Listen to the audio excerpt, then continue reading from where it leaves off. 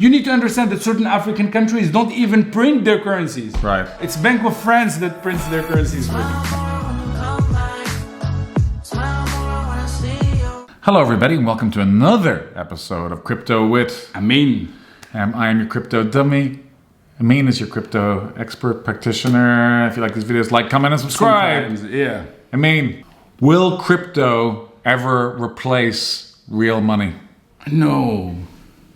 The short answer to that is no, because definition, what you're gonna have in the future, I mean, in 2-3 years, once digital, sovereign digital money is out there, is you're gonna have two environments, okay? One that is inflation sensitive, and one that is deflationary, okay?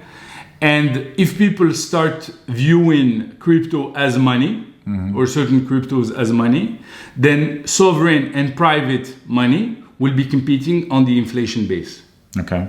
One is inflationary, because you rely on 70-year-old guys that are sitting in a parliament that live in another world to make decisions around monetary policy, okay?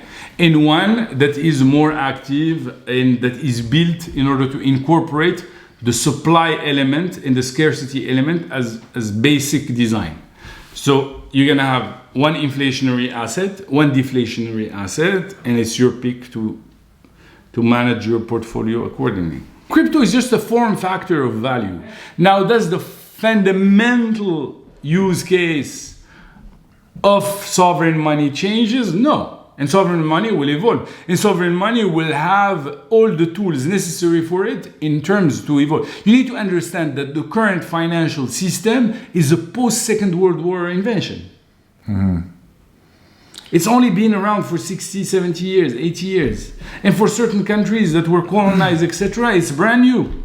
You need to understand that certain African countries don't even print their currencies. Right. It's Bank of France that prints their currencies for them. Okay. Can you imagine? Yeah. Okay, so crypto's not going to replace old money. Old money is here to stay. Yeah. And old money is more equipped than crypto to manage change. Look, system is factor of contributors of that system. System does not exist without people, okay? So as a new generation of central bankers, as a new generation of policymakers, as a new generation of politicians manage these type of decisions, obviously the decisions that are made. Today we cannot afford we cannot afford to have central bankers that are 70 years old. Okay? 70 years old, go retire, go to the Bahamas, relax, you're gonna die in 10 years. What the fuck are you still doing deciding for me monetary? And then if you're gonna die in 10 years, or 20 years, or 30, 15 years, what's your legitimacy in deciding the future? That means you have no stake in the future. Okay.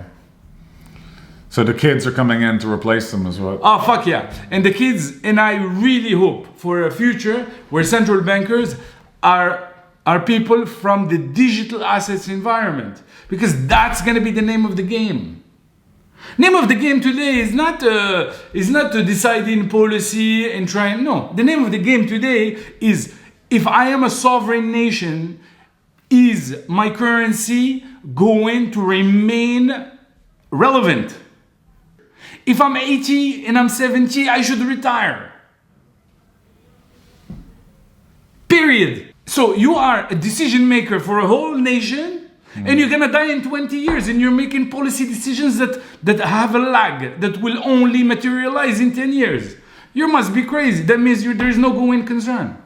Okay, well, I think that just about covers it. I don't even remember what the question was. Say goodbye. Goodbye.